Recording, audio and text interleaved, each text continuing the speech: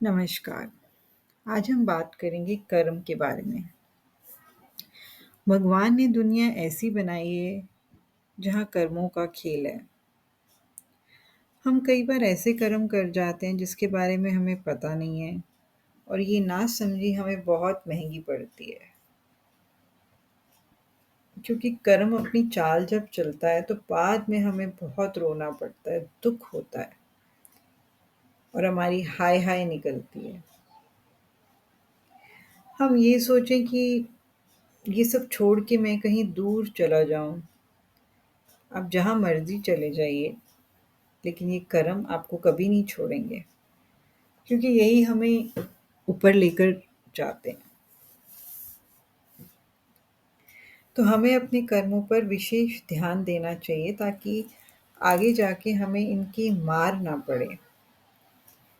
भगवान के पास हर इंसान का एक डेटाबेस है, जिसमें उनका उनके कर्मों का हिसाब-किताब है।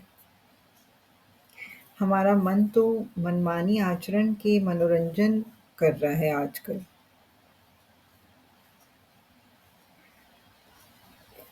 अभी अगर हमें इस रास्ते पर चलने की समझ आई है, पता नहीं अगले जन्म में हमें ये समझ आए, ना आए, हमारी बुद्धि कैसी हो, हमारा मन कैसा हो, हमारा शरीर कैसा हो, हमें कैसा आचरण मिले। तो जो ये समझ आई है हमें इस जन्म में, हम क्यों ना इसको इतना प्रयास कर लें कि हम इस कर्म बंधन से मुक्त हो जाएँ।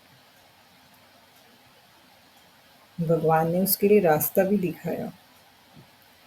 ये बोला है कि आप निर्भय, निश्चिंत, निशोक होकर अपना जीवन व्यतीत करो। पर अगर आप मेरी शरण में हो तब।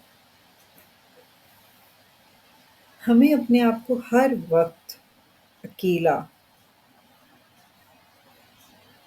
महसूस करना चाहिए, क्योंकि अगर हम अकेले होंगे तो हम अपने ऊपर ध्यान दे पाएँगे।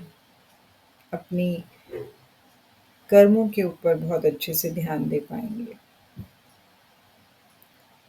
आजकल की जो लाइफ़ है वो बहुत बिज़ी है। हर वक़्त बस भाग मची हुई है।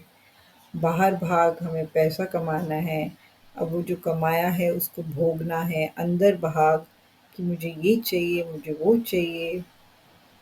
हमारे पास कभी रुकने का टाइम ही नहीं है, सोचने का टाइम नहीं है, तो अब हम इनसे कैसे बचें?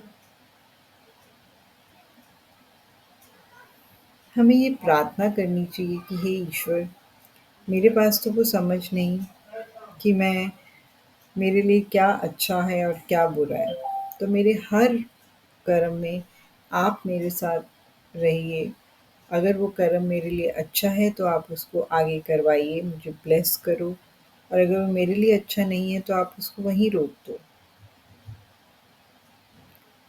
तो जो हम ईश्वर से बोलते हैं ना कि आपने मेरे को ये नहीं दिया, उसको दिया,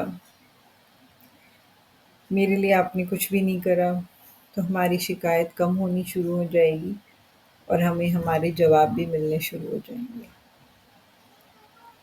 हर वक़्त हमें अपने पर ही काम करना है। यही हमारे जीवन का उद्देश्य है। किसी और को सुधारने में हमें अपना समय बर्बाद नहीं करना चाहिए। अगर मेरी बात किसी को बुरी लगी हो तो उसके लिए क्षमा। आई होप मैं आपकी लाइफ़ में कोई वैल्यू ऐड कर पाई हूँ। धन्यवाद।